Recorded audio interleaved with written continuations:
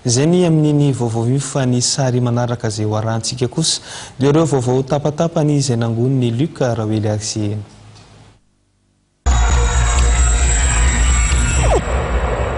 Tovovavy mpivarotena iray manodidina ny 20 taona no niara-nierisetra nataona lehilahy miisa 3 nialiny zoma teo tany Toliara.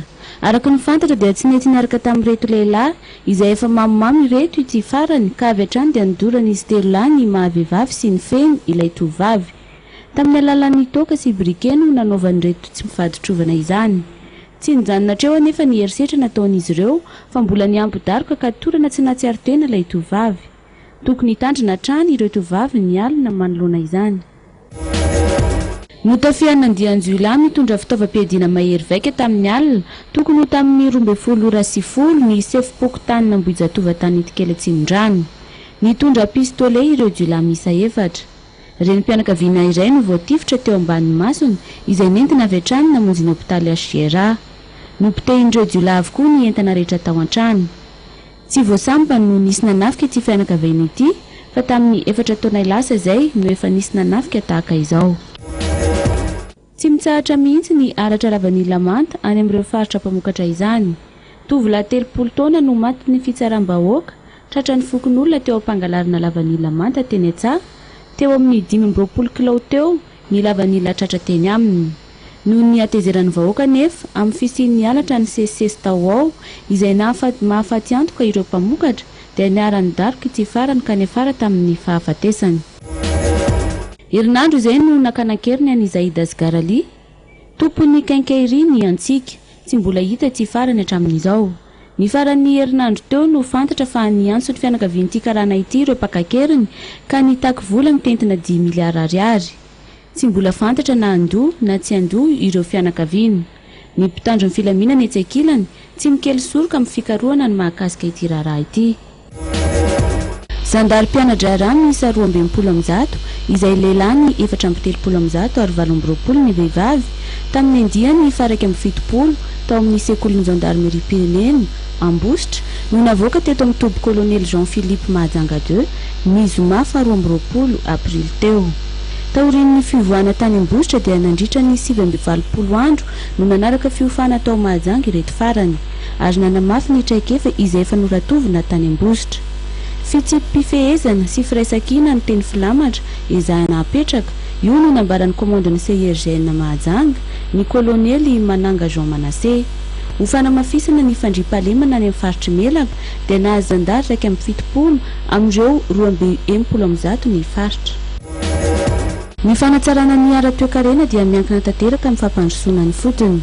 Misy ny fandrafetana drafiparitra fanajariana ny tany isaky ny distrika any amin'ny faritry Boeny izay natomboka tao Mahajanga 2 ary notohizana tany Marivoay hitondrana fampandrosoana maharitra ao amin'ny faritry Boeny. Mpahay-ara-toe-karena ara-tontolo iainana nidina nijery fotony nanao fanadihadiana manokana mikasika ny tany an-toerana mba ahafahana mijery ny mahasamihafa tanteraka ny distrika tsirairay. Nanatrika ny atrikasa roa no tanterahana tany amin'ny faritry Boeny ny lehiben'ny faritra Saida Ahmad Jafar izay nanamafy ny mahazava-dehibe ity fandrafetana drafiparitra fanajariana ny tany isaky ny distrika any amin'ny faritra Boeny mba ahafahana mitondra fampandrosoana ny faritra. Ny firaisankina ny hery raha ny nambarany. Avohitra avokoa ny mampiavaka ny distrika tsirairay raha tsy laza fa i Mahajanga faharoa dia midadasika ary zona industrielle ihany koa. I Marivoay dia isan'ny sokotry Madagasikara ary malaza amin'ny famokaram-bary. Nitoeany ny distrika ny Mitsinjo, Soalaly, Ambatoboeny ny Atrikasa hatramin'ny 15 volana Jiona izao.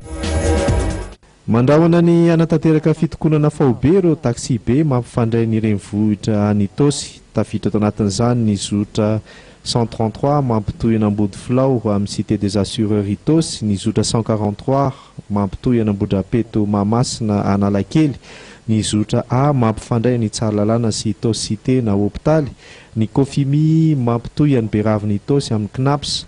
Antony ireo mpitatitra dia miompampana loatra ny fanarotapahefana ataon'ireo mpitandro ny filaminana.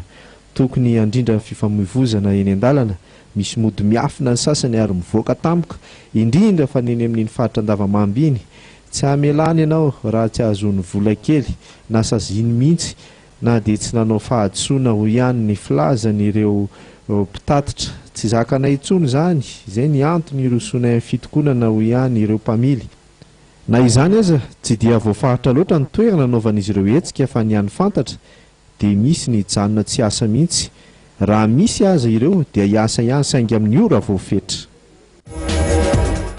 Nataonay fanahiniana mihitsy ny andefa ity horonan-tsary ity, indrindra ho antsika malagasy miaina ny amorontsiraka izay mirefy 10 kilometatra manodidina ny nosy, sy ho an'ireo tia miala sasatra matetika any amin'ireny toerana ireny. Voayan-dranomasina io voasambotra tany États-Unis hitantsika amin'ny sary io. Ny tsara ho fantatra sy tokony ho tandremana dia mahalala tsara ny courant marin sy ny rivotra izy reto. Nisy mpikaroka Amerikana nametraka GPS tamin'izy ireo ka fantatra fa misy mahavitatra any amin'ny 700 kilometatra ampovoan-dranomasina manonjany mandritra ny 520 andro ireto karazana voayan-dranomasina ireto. Ny ray hafa mahavita lavirana 240 kilometatra mandritra ny 20 andro kanefa tsy mora ny etraketraky ny ranomasina amin'izany. Ireo dia ampiafantarana fa afaka mandeha lavitra sy miparitaka ny voayan-dranomasina ka mila mitandrina isika. Fantatra ihany koa fa manambana anao hetsika lehibe ny mpitsara malagasy raha toa ka mikasa anatanteraka famonran-toerana faobe, satria izy ireo dia manoatra tanteraka ny fomba fiasa tsy misy mangarahara izay ataon'ny mpikambana amin'ny Conseil supérieur de la magistrature ankehitr'io. Fantatra io izy ireo fa mikasa mindran-toerana mpitsara maro ny CSM amin'ny fivoriana manaraka izao ary fanovana tompon'andraikitra maro izay tsy akama. Koa isy hetsika lehibe ataon'izy ireo ary mampitandrina izay ny Conseil supérieur de la magistrature mba hampijanonana hatreo ny fanaovana kamakama sy takotakona ny fitantanana ny asan'ny mpitsara. Julien Lepers, mpanentana amin'ny televiziona, mpanoratra sy mpandrindra malaza frantsay, dia nananky-indray hiaro ireo trozona sy ny tontolony any an-dranomasina izay ataony ao mason'ny mpikarakara ny Festival des Baleines sy ny poniny Sainte Marie any amin'ny Nosy Bora izany. Efa fandrona izy no nanao izao ka mbola merina indray ny fanohanany amin'ity taona ity, manomboka amin'ny 2 ka hatramin'ny 10 Jolay 2024. Indroy miataona ny fahatongavana eto amintsika. Voalohany dia ny anatrika ny salon de tourisme izay karakarain'ny ofisy nasionaly momba ny fizahan-tanina no NTM amin'ny volana Jona. Faharoa dia ho an'ny Sainte Marie ny tenany manomboka amin'ny 7 Jolay ka hatramin'ny 10 Jolay, hanentana sy tsara ireo fananana maro samihafa toy ny filatroana sy ny carnaval.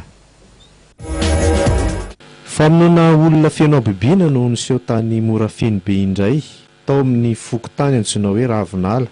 Raha araky ny fanazavana voaray dia fantatra fa teratany karana iray vehivavy antsoina hoe Fameda Samkoidine 25 taona no nisy namono tao an-tranony. Naolana ilay vehivavy no sady novonoana. Ny alatsinainy lasa teo no hita tao an-trano ny vatana mangatsiaka. Raha ny fahitan'ny olona azy tao dia voalaza fa teo ambony fandriana izy no nitsilany, nofatorana ny tanany sy ny tongony, dia notapenana tamin'ny lamba ny vavany. Ankoatr'izay dia niboridana ity vehivavy ity teo ambony fandriana. Fantatra mantsy fa ny tao an-trano dia tsy nisy na inona lasa na nampirofo izany no fisiana vola mitentina 10 tapitrisa ariary tao amin'ilay trano izay tsy nietsika. Toraka izany koa ny volamena rehetra tao an-trano izay tsy nisy nietsika fa samy tao avokoa.